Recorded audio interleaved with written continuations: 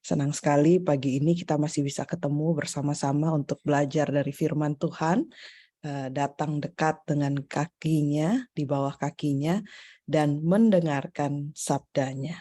Saya share dulu. Oke. Nah, sebelum kita mulai, saya undang kita kembali untuk tunduk kepala, kita berdoa. Ya Tuhan Allah Bapa kami di dalam kerajaan sorga, Allah pengasih dan penyayang, panjang sabar dan berlimpah kasih dan setiamu. Kepadamu pada hari ini Tuhan kami datang, menyadari kebutuhan kami akan Engkau. Dan kami tahu bahwa di luar Engkau kami tidak dapat berbuat apa-apa. Ya Tuhan Allah kami, saat ini sebelum kami mempelajari firman Tuhan, kami memohon kehadiran dan hikmat dari Roh Kudus-Mu untuk menolong kami belajar dari firman Tuhan ini. Taruhlah perkataan-Mu di mulut hamba-Mu ini, supaya hamba-Mu dapat mengatakan apa yang ingin Engkau sampaikan, dan kiranya Engkau bekerja menjamah hati kami, sehingga kami bukan saja mendengarkan, tetapi yang lebih penting daripada itu, ajar kami untuk dapat melakukannya. Terima kasih ya Tuhan, di dalam nama Yesus kami berdoa dan mengucap syukur. Amin. Oke, kita masuk ke dalam bagian yang keempat ya pada hari ini, yaitu di kaki Yesus saat bersyukur. Nah, untuk cerita ini saya percaya juga kita juga sudah tahu cerita ini, yaitu tentang kisah Yesus waktu diurapi di Betania. Mari kita buka Alkitab kita di dalam Yohanes 12 ayat 12 ayat 1 sampai ayat ke-8 ya. Intinya ada di sampai ke ayat ketiga, tetapi mari kita lihat kisahnya keseluruhan dari ayat 1 sampai ayat ke-8. 6 hari sebelum Paskah, Yesus datang ke Betania, tempat Lazarus yang dibangkitkan Yesus dari antara orang mati. Nah, kita ingat cerita pada waktu Lazarus sudah sakit dan kemudian dia meninggal dunia. Dan pada waktu itu Yesus datang untuk membangkitkan dia. Nah, apa reaksi dari orang-orang ahli, terutama ahli-ahli Farisi atau ahli-ahli Taurat pada waktu itu? Gantinya mereka bersuka cita, gantinya mereka takjub dengan apa yang Yesus sudah lakukan terhadap Lazarus. Apa yang terjadi? Mereka malah semakin marah, mereka malah semakin benci dengan Yesus dan berusaha untuk mencari-cari cara untuk bisa membunuh Lazarus yang sudah dibangkitkan ini. Tapi sayangnya mereka tidak bisa melakukannya. Mengapa? Karena mereka takut terhadap banyak orang yang begitu mengeluh-ngeluhkan Yesus, yang begitu takjub oleh pekerjaan ajaib mujizat yang Yesus lakukan terhadap Lazarus. Jadi mereka nggak berani. Tapi mereka selalu ngintilin Yesus untuk mencari tahu atau berusaha mencari-cari kesalahannya. Nah, pada waktu 6 hari sebelum Paskah ini, di situ ayat 2 dikatakan bahwa di situ diadakan perjamuan untuk dia. Dan Marta yang sudah kita pelajari kemarin juga melayani. Sedang salah seorang yang turut makan dengan Yesus adalah Lazarus. Jadi kita tahu di dalam pesta ini ada Marta, ada juga Lazarus. Maka ayat ketiga di sini disebutkan, kalau saya di sini ayat 3-nya ada, maka Maria mengambil setengah kati minyak narwastu murni yang mahal harganya, lalu meminyaki kaki Yesus dan menyekanya dengan rambutnya, dan bau minyak semerbak di seluruh rumah itu. Jadi dari sini kita bisa lihat bahwa ada 3 tokoh yang kita sudah pelajari kemarin yang juga hadir di sini, yaitu ada Marta, ada Maria, dan ada Lazarus. Tiga-tiganya ini memiliki kisah tersendiri dengan Yesus. Tapi yang menarik, fokus kita di sini adalah Maria. Dia mengambil setengah kati minyak narwastu murni yang mahal harganya, lalu meminyaki Yesus, bukan meminyaki Yesus dengan lap, tetapi meminyaki Yesus dan menyekanya dengan rambutnya. Sehingga di sini dikatakan bau minyak semerbak di seluruh rumah itu. Saudaraku yang terkasih, ini sangat perbuatan ini, cerita ini mungkin kita sudah tahu. Tetapi coba pada pagi hari ini kita betul-betul merenungkan seperti apakah, coba kita bayangkan, seperti apakah peristiwa ini. Kita tahu bahwa tempat atau acara atau peristiwa di mana hal ini terjadi adalah ketika Yesus diundang makan atau diundang makan oleh seseorang yang namanya Simon. Ya, kenapa Simon mengundang makan? Karena Yesus menyembuhkan Simon dari penyakit kusta. Jadi dia sedang melakukan atau mengadakan acara makan-makan ucapan syukur. Dan kemudian terjadilah hal ini. Maria datang dan membawa minyak narwastu murni dan meminyaki dan menyeka kaki Yesus dengan rambutnya. Perhatikan, dia datang kembali untuk menyeka kakinya. Maria tidak datang untuk menuang minyak narwastu murni di kepala Yesus atau di bagian tubuh yang lain, tetapi dia meminyaki kaki Yesus dan menyekanya dengan rambutnya. Saudara, ini adalah hal yang luar biasa. Kenapa? Karena disinilah menunjukkan betapa Maria sangat-sangat mengucap syukur kepada Yesus atas apa yang dia sudah lakukan. Dia tidak berpikir bahwa tindakannya ini sebetulnya menjadi suatu simbol yang lebih besar daripada apa yang dia pikirkan. Nanti kita akan pelajari. Tetapi dia datang dengan hati yang sangat tulus untuk untuk meminyaki kakinya Yesus loh, kakinya. Kita berpikir kalau seandainya kita bawa minyak atau parfum yang luar biasa mahal, saya rasa kita nggak mau pikir kalau kita meminyaki kaki orang, kita pikir ini buang-buang duit doang ya. Mungkin kita kalau beli minyak wangi yang paling mahal yang kita pernah temui, kita pasti akan berpikir, wah harusnya lebih keren nih ya kalau kita tuang di atas kepalanya. Di mana di situ kan pesta. Jadi semua orang akan melihat kita menuang minyak yang luar biasa mahal di kaki Yesus. Dan pasti setelah itu mungkin kita mendapatkan pujian. Tapi Maria enggak. Dan saya percaya bahwa tindakan ini dia lakukan sebenarnya kalau boleh orang lain nggak tahu. Tapi kesempatan ketika dia bertemu, dia bisa dapat Yesus nih. Dia lakukan hal ini di kakinya. Kalau boleh ketutup semua orang, kalau orang nggak tahu supaya ini adalah suatu perbuatan antara dia dengan Tuhan Yesus yang tahu. Tapi menariknya kita tahu bahwa di pihak lain, salah seorang dari murid Yesus, tepatnya Yudas Iskariot, kalau kita baca ayat keempatnya, mulai ayat keempatnya, punya pendapat yang berbeda. Yudas bilang, mengapa minyak narwastu ini tidak dijual 300 dinar dan uangnya diberikan kepada orang-orang miskin? Hal itu dikatakannya bukan karena ia memperhatikan nasib orang-orang miskin, melainkan karena ia adalah seorang pencuri. Ia sering mengambil uang yang disimpan dalam kas yang dipegangnya.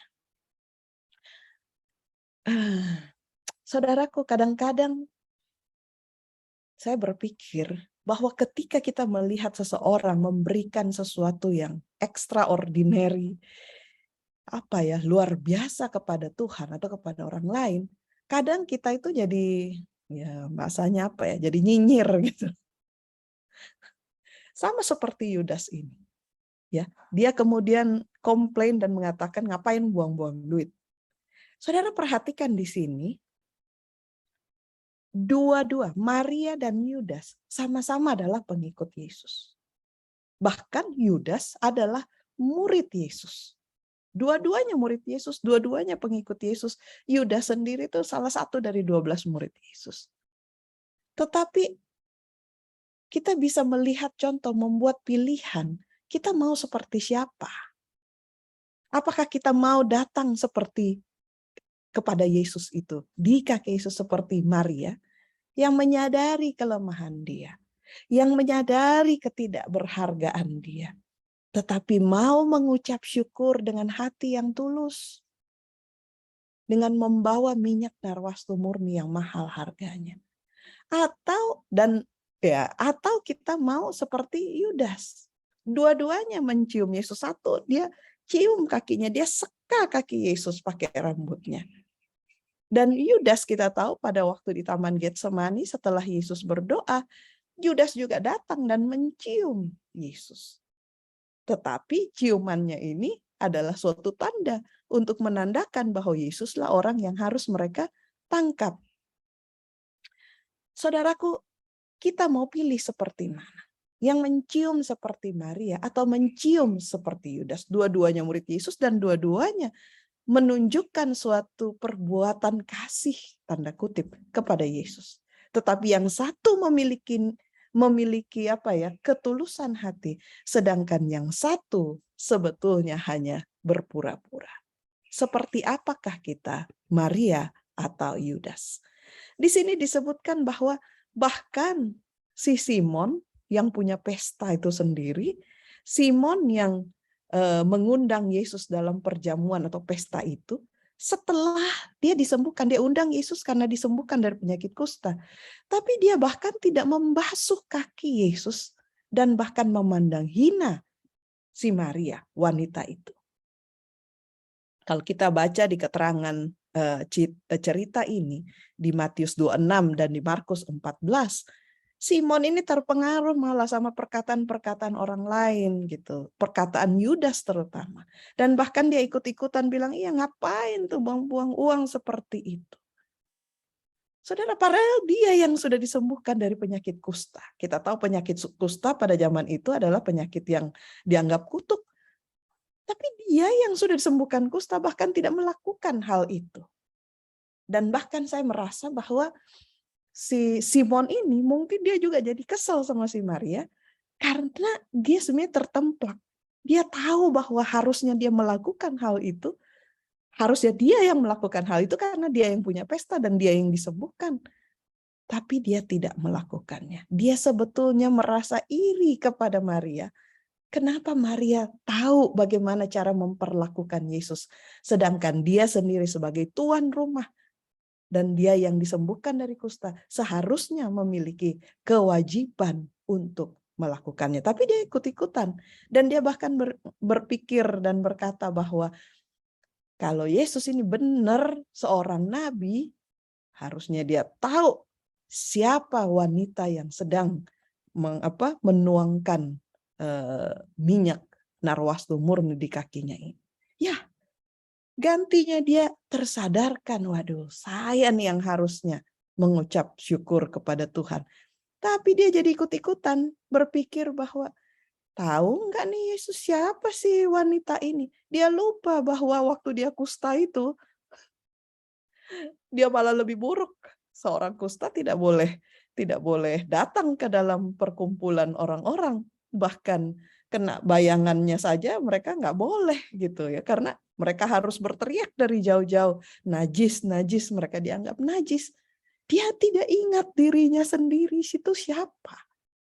Dia malah berusaha untuk menghakimi Maria yang melakukan perbuatan kebajikan itu. Saudaraku, dikatakan Maria membawa minyak narwastu murni di dalam sebuah botol. Kalau kita bisa renungkan, botol ini adalah botol air mata. Botol, ya kita tahu bahwa Maria mengumpulkan uangnya ya. Banyaklah kita dengar khotbah, katanya itu adalah upah 1 tahun. Ya merupakan membutuhkan uang yang sangat mahal. Tetapi kalau saya boleh bayangkan bahwa lebih dari sekedar nilai uangnya, apa yang Maria lakukan pada waktu meminyaki kaki Yesus dan menyeka kaki Yesus dengan rambutnya. Dia membawa minyak narwastu itu dalam sebuah botol yang melambangkan botol air matanya. Dalam setiap sen, dalam setiap rupiah mungkin ya, kalau di Indonesia dirupiahkan, dalam setiap rupiah yang dia tabung, yang dia kumpulkan, itu sebetulnya adalah harga dari air mata atas hidupnya yang penuh dengan penderitaan dan penghinaan. Kita tahu bahwa Maria memang tidak memiliki reputasi yang baik. Bagaimana dia dihina dan dianggap rendah, kita lihat dari kisah ini saja sudah jelas sekali. Walaupun dia sebetulnya adalah salah satu dari sahabat Yesus, Maria, Marta, dan Lazarus yang sangat dikasihi Yesus. Dan itu pun dicatat di dalam Alkitab. Tetapi dia tidak mengambil penghormatan, dia tidak mengambil rasa sok, karena dia dekat dengan Yesus dan Yesus sering datang tinggal di rumahnya, rumah Maria, Marta, dan Lazarus ini. Saudara, kadang-kadang saya berpikir bahwa terlalu sering ketika Yesus menyembuhkan kita atau ketika Yesus menolong kita, Tuhan menolong kita untuk keluar dari sesuatu, kita bukan lihat siapa kita. Kita tidak membawa botol air mata kita untuk datang di kaki Yesus, mengucap syukur dan ingat siapa diri kita ini. Tetapi kita mulai membanggakan diri, menyombongkan diri bahwa saya kenal dekat dengan Yesus, saya kenal dekat dengan orang penting itu. Kita lupa bahwa seharusnya yang kita lakukan adalah seperti Maria, datang ke kaki Yesus, meminyaki kaki Yesus, dan menyekanya dengan rambutnya. Mengapa kaki? Tadi saya sudah katakan kalau secara suasana tidak kepala. Kenapa? Dia berusaha untuk melakukan hal ini supaya tidak ada orang lain tahu. Tetapi di luar itu, kaki melambangkan arah hidup, melambangkan langkah, melambangkan arah hidup ya ke depannya yang diurapi atau yang diminyaki oleh Yesus adalah kaki. Sedikit yang dia ketahui bahwa ketika dia melakukan hal itu, Yesus, kita tahu ceritanya ya, Yesus katakan bahwa dia sebetulnya sedang mengurapi juru selamat dunia yang akan segera berjalan menuju salib di Golgota. Yang Maria tidak sadari bahwa ucapan syukur dia dari hati yang paling dalam sebenarnya adalah suatu peristiwa yang penting yang dia lakukan untuk mempersiapkan seorang penebus dunia, Mesias yang ditunggu-tunggu oleh umat manusia pada waktu itu, untuk berjalan melangkah menuju kepada penebusan dunia. Sehingga kita ingat di dalam kisah ini dicatat bahwa ini ayat 7 ya, ayat 7 dikatakan, biarlah dia melakukan hal ini mengingat hari penguburanku, karena orang-orang miskin selalu ada padamu, tetapi aku tidak akan selalu ada padamu. Di kitab Matius dikatakan bahwa apa yang Maria lakukan ini akan selalu dicatat, akan selalu diceritakan ketika orang menceritakan tentang Yesus. Maria tidak sadari bahwa perbuatan dia yang sederhana ini berakibat bahwa namanya akan selalu disebutkan ketika orang menceritakan tentang penebus dunia. Saudaraku, Tuhan menggunakan orang-orang yang rendah dan hina seperti Maria untuk mengurapinya sebagai raja yang akan membebaskan umat manusia dari dosa. Tuhan tidak memilih orang-orang yang punya banyak uang, orang-orang yang punya tinggi jabatan.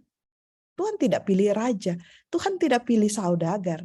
Yang Tuhan pilih adalah orang-orang yang rendah dan hina, yang dengan tulus hati mau datang ke kaki Yesus untuk mengucap syukur. Saudaraku, Maria memecahkan celengannya ya, untuk dapat membawa persembahannya yang terbaik untuk Tuhan. Pertanyaan dan renungan buat kita pada hari ini. Apa yang sudah kita berikan untuk Tuhan? Persembahan terbaik apa yang kita sudah berikan untuk Tuhan? Sebagai ungkapan rasa syukur kita atas apa yang Tuhan sudah lakukan di dalam kehidupan kita. Celengan apa yang kita sudah pecahkan untuk dapat membawa ucapan syukur kita kepada Tuhan? Ataukah kita masih hitung-hitungan sama Tuhan? Tuhan, saya nih mau bawa ya persembahan kepada Tuhan, tapi Tuhan, saya masih punya kebutuhan hidup ini, saya masih punya begini, saya masih punya cicilan kartu kredit, saya masih punya anak yang harus saya biayai. Tapi bisakah kita memohon Roh Kudus untuk menolong kita, memberikan kita kesanggupan untuk bisa berlaku seperti Maria yang tidak hitung-hitungan, yang saat dia tahu Yesus ada nih, Yesus akan ada nih, dia langsung memecahkan celengannya, dia membeli minyak narwastu yang murni, dan sebagai ucapan syukurnya dia datang ke bawah kaki Yesus untuk meminyakinya dan menyekanya. Saudara, apakah persembahan terbaik yang kita bawa kepada Yesus? Ada banyak sekali luar biasa indah kutipan yang sebetulnya yang dituliskan di dalam buku Kerinduan Segala Zaman tentang peristiwa ini. Tetapi salah satu yang saya mau bagikan kepada saudara, di sini dicatat bahwa Kristus menghargai tindakan penghormatan yang timbul dari hati ini, ralat nih, timbul dari hati sanubari. Jadi kalau kita datang dengan hormat ke bawah kaki Yesus, datang dengan tulus dari hati sanubari, Kristus menghargai. Bila seseorang berbuat suatu kebajikan kepadanya, diberkatinya orang yang melakukannya dengan kehormatan surga. Wah, luar biasa ya. Kalau kita datang, diberkati kita dengan kehormatan surga. Dalam kitab suci, perbuatan Maria dalam hal mengurapi Yesus disebutkan sebagai sesuatu yang membedakan dia dengan Maria-Maria yang lain. Dan saya percaya bukan hanya membedakan dia dengan Maria-Maria yang lain, tetapi membedakan dia dengan murid-murid yang lain, membedakan dia dengan orang-orang yang lain. Perbuatan kasih dan penghormatan bagi Yesus merupakan bukti iman Maria ya kepada Yesus sebagai anak Allah. Di saat orang lain ahli Taurat, orang Farisi yang belajar kitab tahu tentang nubuatan Mesias, malah menolak Yesus, tidak percaya kepada Yesus. Tetapi seorang perempuan yang rendah dan hina seperti Maria menunjukkan suatu bukti iman, penghormatan yang luar biasa kepada Yesus dan mengakuinya sebagai anak Allah. Saudaraku yang terkasih, pada pagi hari ini, marilah kita datang ke kaki Yesus untuk mengucap syukur kepada Yesus. Ingat siapa kita ini. Ingat diri kita yang sudah diangkat oleh Tuhan dari lubang dosa, dari lubang kebinasaan. Dan saya pikir tidak ada alasan kita untuk tidak mengucap syukur kepada Tuhan kita atas apa yang Yesus sudah lakukan dalam hidup kita. Sudah selayaknya lah kita memecahkan celengan kita yang paling besar, yang paling banyak isi uangnya, dan kemudian membawa persembahan kita, bukan hanya berupa uang, membawa persembahan kita sebagai ucapan syukur kita. Dan yang saya katakan tadi bukan hanya uang, tetapi yang lebih penting, saudara, adalah memecahkan hati kita yang keras ini dan bawa persembahan hati kita. Dikatakan bahwa Tuhan tidak memandang korban sembelihan, korban bakaran, tapi yang dia pandang adalah hati yang remuk dan hancur, yang mau datang ke bawah kaki Yesus mengucap syukur kepadanya. Saudaraku, maukah kita datang di kaki Yesus? Bukan hanya saat ini, tetapi sepanjang hari ini, bahkan sepanjang hidup kita. Kalau saudara mau, mari kita tunduk kepala, kita berdoa. Ya Tuhan, terima kasih untuk pelajaran pada hari ini. Dan ampuni kami Tuhan, karena kami melewatkan terlalu banyak kesempatan untuk datang ke kaki-Mu dan mengucap syukur kepadamu. Ampuni kami Tuhan, karena kami seringkali lupa siapa kami. Siapa diri kami yang Engkau sudah angkat dari kubangan dosa dan membawa kami kepada kehidupan yang kekal. Ya Tuhan, pada hari ini, saat ini juga kami memohon curahan Roh Kudus-Mu untuk menolong kami, mengingatkan kami untuk setiap saat mengucap syukur kepadamu, datang ke bawah kaki Yesus untuk bersyukur atas apa yang Engkau telah perbuat di dalam kehidupan kami. Terima kasih ya Tuhan, berkati kami sepanjang hari ini. Kami berdoa di dalam nama Yesus yang menjadi penebus dan juru selamat kami. Amin.